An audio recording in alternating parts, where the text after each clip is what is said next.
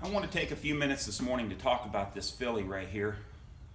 And I wish I could explain in words the happiness and the contentment that she brings to me especially, but to our whole family.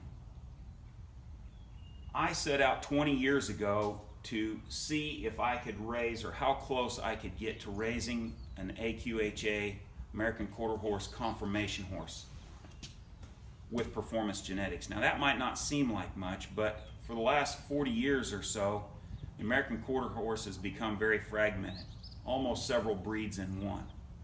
Typically, the horses that are beautiful and meet AQHA standards for conformation are not very good performance horses. And the performance horses are, on the other hand, not extremely close to the AQHA standards for conformation. They've split. All of the different disciplines in AQHA split. And I had people tell me that you're not going to be able to do that. You're not going to be able to come close to those standards for conformation with performance genetics.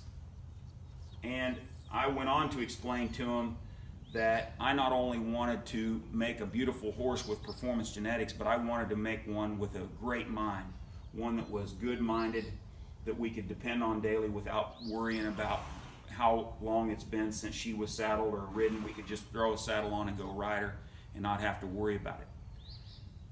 And then to make it even more difficult, I wanted to retain the performance ability of our horses in that they still had athletic ability, and we didn't sacrifice athletic ability. And they told me, "You're crazy, John, you can't do that." Well, I set out to try, and this filly is about as close as I think you can come, and way closer to that standard than I thought we could get 20 years ago. She is truly a blessing from God, and I enjoy owning her, and I enjoy the privilege of taking care of her and being a steward over her. I just like to look out the window every day, whether she's got long hair and standing around a round bale eating, or whether she's in the stall or being ridden by one of my daughters or myself.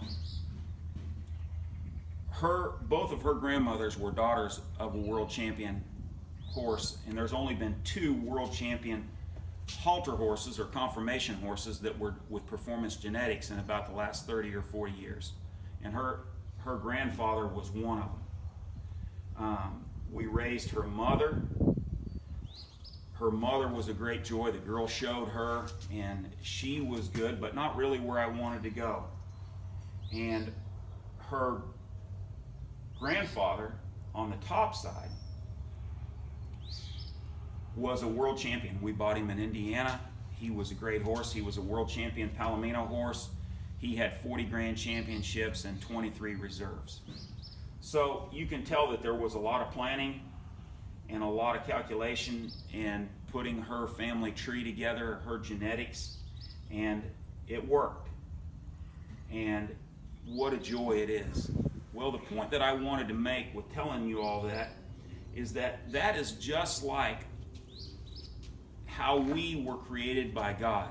We were created with a special purpose in life, and God chose our family tree many, many generations ago. He had a plan, and even though you might think that there's a lot of mistakes in your family tree, you know, I hear people say, well, I wasn't planned or I was a mistake. Let me assure you, you weren't a mistake by God, no matter who's in your family tree.